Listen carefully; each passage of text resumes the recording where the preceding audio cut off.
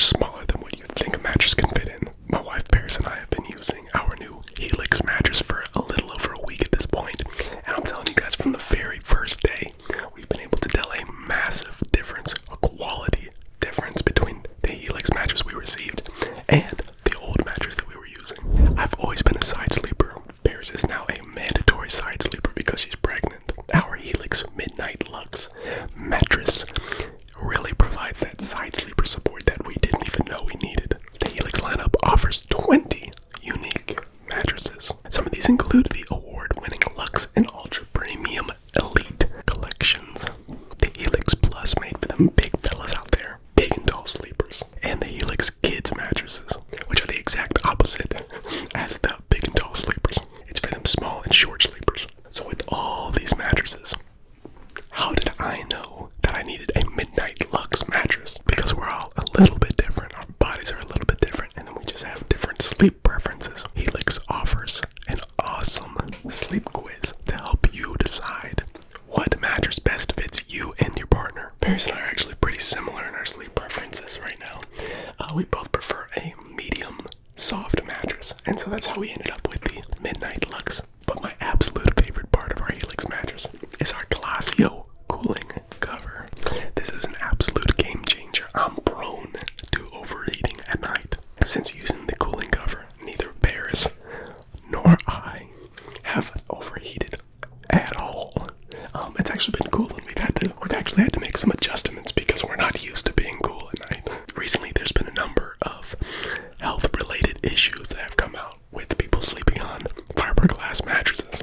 I get to sleep guilt-free knowing there's zero fiberglass in my mattress. One of the best parts of Helix mattresses is that it comes right to your door in a box. It comes to your house rolled up real tight. You cut it out, you let it inflate, and it's good to go. Super, super easy. And you also have a 100-night time trial just to make sure that you like your mattress. It's a big investment. You want to make sure you like it. So you can get one, try it out. If you don't like it, send it right back. And on top of it all, you get a 10-year warranty. Mwah. Chef's kiss, thank you. So if you're interested, hit that link in the description. Use my code, Sufficient Whispers, and you can get 20% off your mattress and 2 free pillows. Again, hit that link in the description. Go to helixsleep.com/sufficientwhispers. 20% off of your mattress and 2 free pillows. Thank you again for sponsoring this video. Now let's get into it. Shoo, shoo.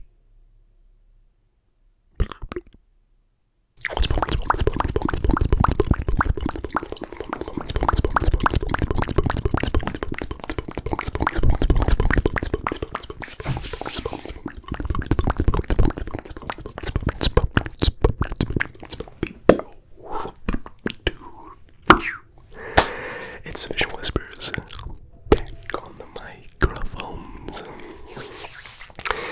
And I guess this is the first actual whispering video that I have at least posted since coming back from Memphis. I actually recorded this video last week, but when I recorded it in the garbage audio setting of mono, to where there's no right and there's no left, right, and left. It just doesn't hit. It just doesn't hit when it's in mono. So we chose to wait, re-record, and get it out this week. So I'm glad to finally be back. Hello. I'm just gonna tell you a little bit about that trip and ramble about some of the things going on in life. First thing that I need to get off my chest before I get into this SOS trip is that I am sick. I don't have a voice at all. I sound like a dying frog.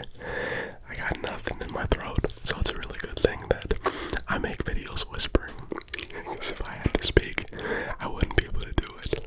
But if I never would have said anything, y'all wouldn't have known.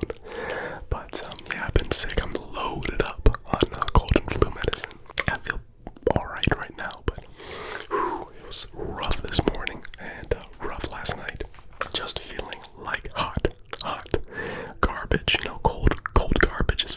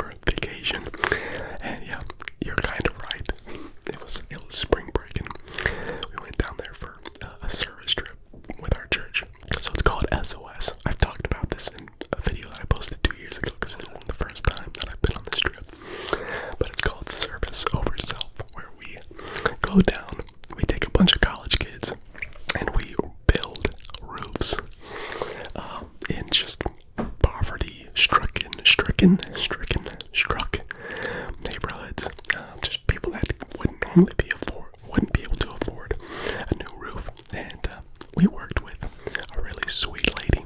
Her name was Jean. Sweet Jean. I'm serious. One of the sweetest women that God ever created. It's really neat because the first year that we did this, our lady, she didn't really talk to us much, didn't communicate much, but she was very grateful that we were there, right? And that's okay. But Jean was right there the whole time. She was inside of her house. She had real bad allergies, so she stayed inside. But she watched us, and she came outside at the end and just thanked us from the bottom of her heart and kind of told her story and then prayed over us. And I'm telling you, if I had a woman praying over me like Miss Jean for my whole life, man, I can't imagine having the blessings of that prayer. Because I'm serious, like, she's just one of the sweetest women I've ever met. But yeah, her roof, it wasn't actually old. It was just done improperly. It was done wrong. They tried to use a lot of caulk in areas because they did some things backwards and tried to caulk it. And if you know caulk isn't going to last forever that long. So she started to get some leaks. And so we had to redo the entire thing. It's really rewarding. It's pretty fun to be able to just do something a little bit different. Stop thinking about yourself so much and serve others. Something very, very refreshing in that. Refreshing to the soul and the spirit. And being able to teach college students how to use power tools. And I think SOS does a really good job of balancing safety and allowing, these all adults to just kind of go and to trust them. There's a really good balance between trust and safety, but I mean, I don't know. I don't really know what I'm trying to say. I know what I'm trying to say, but I don't really know how to articulate it for some reason. But anyway, we had a guy who was leading our team who had never led a team before. Trey, our boy Trey, and he was 19, and so we worked pretty slow because Trey was not a great teacher. He will get there. But part of being a team leader is that you have to be able to teach people how to use these tools, teach people how to put a roof on. You got to be able to tell people that aren't doing anything to go work on something. There's always work to be done. And he was learning how to do all that. Because if you're insecure and you don't really know what you're supposed to be doing, it's pretty tough to be able to look at other people's jobs and teach them and tell them what to do. And so it was a big learning experience for all of us. And so outside of being able to work on a roof, we got to work out in the backyard, got to chainsaw some trees. Come on now. Y'all know, if you've ever chainsawed a tree, you know how much fun chainsawing trees is. And there were a lot of trees. I'm talking about like little trees. Little trees are super fun. And bushes and stuff. And as we were doing yard work, we actually found a big old blacktop in the backyard with a basketball hoop. There was just a random broken down basketball hoop in the middle of the yard. And we found the blacktop. It was underneath a bunch of soot and soil. And she came out in the backyard and she said that she hadn't seen that blacktop in 35 years. That was where her kids used to play. And so that was kind of sweet. We all ended up getting poison ivy, but it was worth it. And then, of course, in Memphis, we got some really good barbecue. Got some ribs. Got a lot of good ice cream. And still to this day, Memphis has the best Mexican food that I've ever eaten. I don't even think Memphis is famous or known for Mexican food. It might have just been that I was really hungry that day. But, yeah, for some reason, I don't know, that one place, I can't think of what it's called. I really wish I could. Still the best Mexican food I've ever eaten. I've been to Texas, okay? Y'all got some good Mexican food. I've never been to Mexico, though. That's on the to-do list.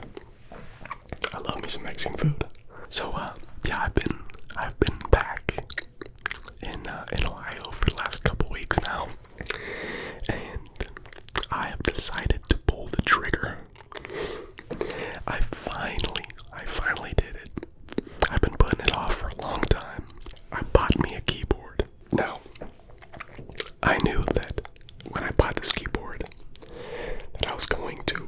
lot of time in learning how to play it.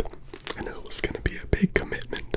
It also takes up a lot of space, and the only space that I have is right here in my studio. And I've told y'all this before, but my studio is about 8 foot by 8 foot. If I lay down, I can just about touch every wall, and so I'm limited on space here. But I cleaned it out real good, and I was able to fit my keyboard in my studio. So I got a bunch of guitars, I got my shoes, I got all my studio equipment, lights, and now I have a keyboard in here, and so that's one big reason why parents allowed me to keep my room, because this was supposed to be the nursery. We were gonna take everything out of here, keep our guest room, change this into the nursery, but I have so much stuff in here that we wouldn't have anywhere to put it if it weren't this room.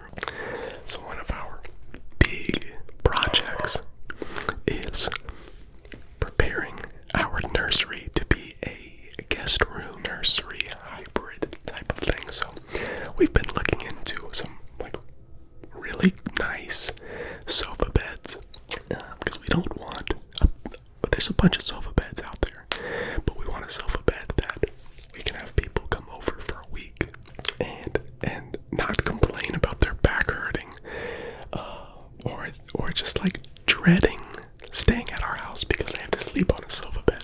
We want, one of the nicest sofa beds that we can get in order for our friends and family to be comfortable. And we're pretty, we're very, I wouldn't say frugal, but wise about our finances. And we don't like to spend money where we don't need to spend money. But that is one area where we think that spending money would totally be worth it, because it's not about us. It's about using our funds and our money to be able to provide our friends and family a comfortable place to stay within our house for us to serve them better. So that's one of the things that we're looking for, and we've been just going store to store and doing our research, and I love doing the research. I like doing research on things that I'm going to buy more than I probably enjoy buying it. Is anybody out there like that? Guitars. I researched guitars for months before I finally bought one. I researched pianos for weeks before I finally bought one. I researched computers, these microphones, like everything that I buy, I research it. And I find so much joy in that, I don't know why. But we're working on getting that nursery slash guest room fixed up, and right before I filmed this video, I picked up a small dresser, really cute green with like little golden knobs. We didn't need anything super big, because what kind of kid needs a massive drawer? What do you call that? A chest? It's not a chest, but it's not a drawer. It's am I blanking on what it's actually called? But I think you guys know what I'm trying to say, hopefully. I have been playing keyboard a lot. It's only been about a week since I got it. I ended up driving all the way up to Rochester Hills. If anybody around here knows that area, it's about an hour 30 north. Found it on Facebook Marketplace. I got me a Yamaha P45. From my research, I read that it was a really good beginner to intermediate piano. It doesn't have a ton of voices, but the voices that it does have are really pretty. It has really good weighted keys. Feels very real. I grew up with a weighted piano. I didn't really know how to play it, but I do know how a piano is supposed to feel. I always thought that I wanted a Casio. They just looked really cool from the pictures that I would see. But I went to Guitar Center, played some Casios, and I didn't like it. I also tried out some Williams. I think it's called the Allegro 4 that I played. I almost got, because it was a little bit cheaper. I would have had it brand new. I would have had a really nice little stand and stool. But from my research, it says that they kind of break down over time, and that Yamahas have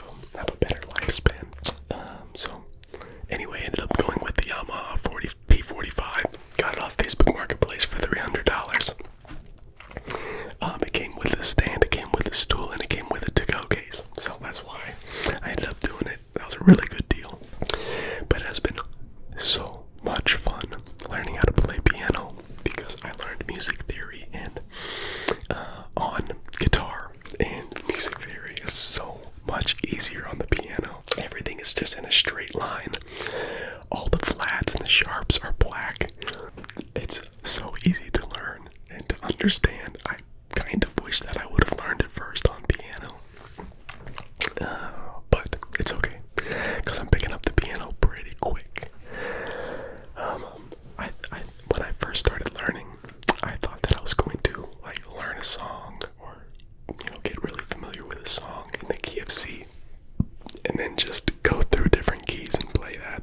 But I quickly learned that I need to have more memory. It's like memory in my fingers. Why? Oh my gosh, I'm annoyed by myself and that I can't think of the words. I'm blanking on the words. Physical memory, whatever, where you do something a lot and you get it down. I need to have that first before going from key to key. So I'm getting really familiar with the key of C first, and then I'll move on from there. I don't want to learn sheet music. I want to go purely off of lead sheets and be able to hear the melodies in my head and be able to play them without seeing it written on paper. I want to work on my ear, and actually it's coming along really well, and I'm enjoying it a lot.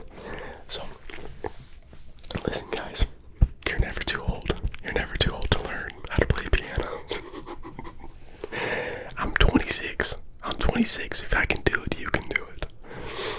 Talking about being 26, I gotta give you an update on my physical well-being, my physical health. And listen, things are just getting worse. I told you all how I hurt my back, and then I re-hurt my back, and then I sprained my ankle. And so I just went and played basketball again last week, because I think it had been 5 or 6 weeks since I took that time off. Went and played basketball last week on Tuesday, and I, was going up or attacking the rim from the right side. Instead of going for the layup, I hit a wraparound pass to somebody in the corner, and as I stopped on my left foot, my shoe lost traction, and it it slipped up in the air, and then when it landed again, I in a sense stubbed my ankle. That's what it kind of felt like, where you jam, like jamming your thumb or a finger. It felt like I jammed my ankle, and so I got a sprained ankle on my right side and a jammed ankle on my left. But I stayed and I finished the rest of the day on the court, and it gave out. It literally gave out once or twice. But I just miss playing. I miss being active. But the more that I injure myself and the more these things happen, I'm serious. It makes me question. I feel like the Lord is trying to teach me something through it all, and I'm still trying to figure it out. That maybe it's just not a time of physical, muscle growth or whatever. It's maybe more spiritual, mental, and mature, character-wise. So I feel like the Lord's trying to teach me something, and I don't want to be deaf, blind to it. But I'm still gonna go play basketball this week. It's okay. I just go easier. Maybe the Lord's just trying to teach me that I shouldn't be playing for my own glory, but for the Lord's. Maybe so. It's March Madness. And listen, my bracket was doing so well. I picked Baylor to win, though. I was in the 99th percentile. I was leading my bracket. We do a bracket with a bunch of our friends and our friends' friends. $10 entry fee, and I was in the lead until yesterday. When my team lost, they only made it past the first round. Them Baylor boys, Ray J. Dennis, Toledo legend, he let me down. And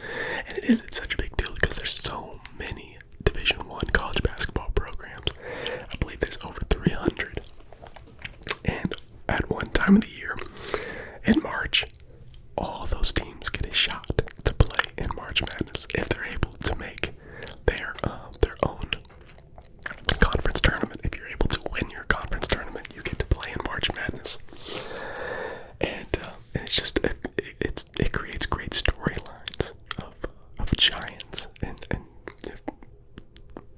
David and Goliaths basically, and we all love underdog stories, and so we root for our team and the underdogs, and it's just a ton of fun. Really good basketball, and the style of college basketball is just different than the NBA. The NBA is so skilled, but college basketball is always just like a little bit behind.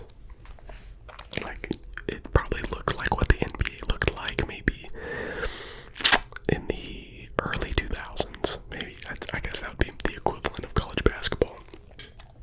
But it's just a style of play that